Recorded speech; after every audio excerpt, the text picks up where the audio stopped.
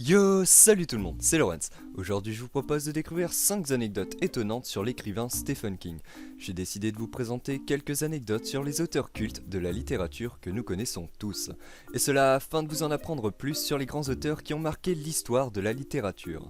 Sans plus attendre, je vous propose les 5 premières anecdotes sur le maître contemporain de l'horreur, que vous pourrez à l'occasion, pourquoi pas, ressortir autour de vous. Allez, c'est parti!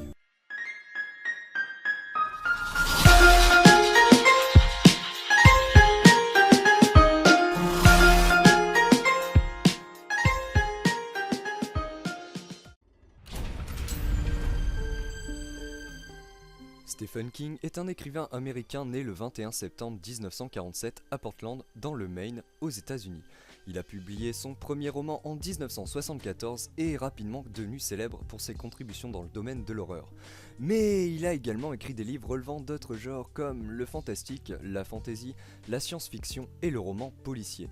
Il a notamment écrit Carrie, The Shining, Misery ou encore 22-11-63. Des romans que vous devez sûrement connaître pour la plupart.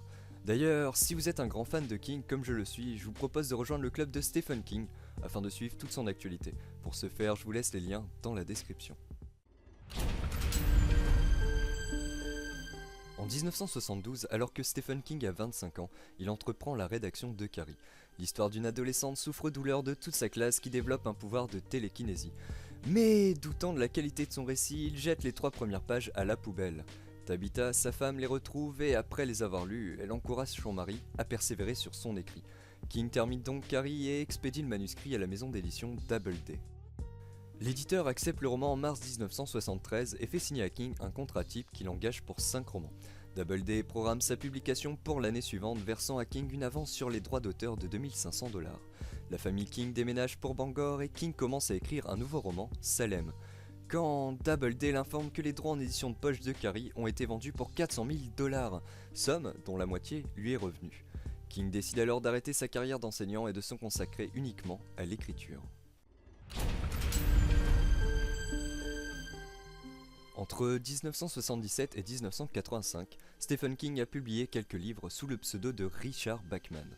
En effet, l'industrie du livre considérait à l'époque qu'un écrivain ne devait sortir qu'un livre par an. Du coup, afin de ne pas être bloqué par ces conditions, King a décidé de vendre ses livres sous un pseudonyme, ce qui lui a permis d'en publier davantage.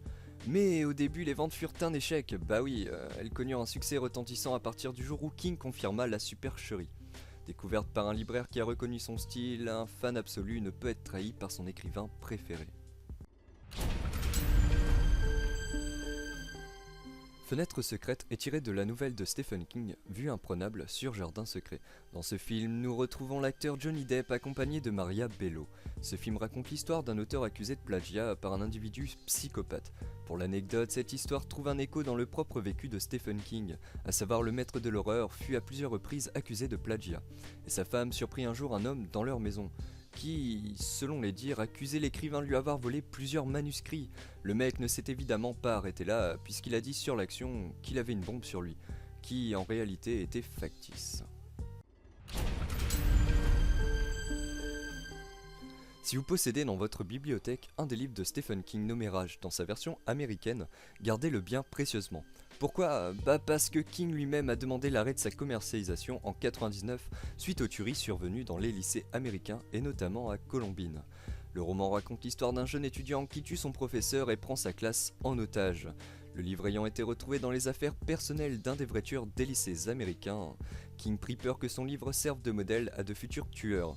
Il culpabilisa et décida de stopper toute publication de ce roman.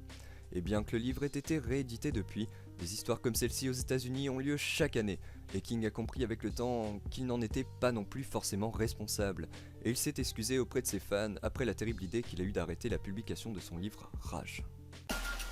Bon, c'est déjà la fin de cette vidéo et j'en suis désolé, mais si elle vous a plu, n'hésitez pas à la partager sur les réseaux sociaux, n'oubliez pas de vous abonner si vous voulez en voir plus. Et à présent, je vous laisse. Je me mets au travail pour la prochaine fois et je vous dis à samedi prochain.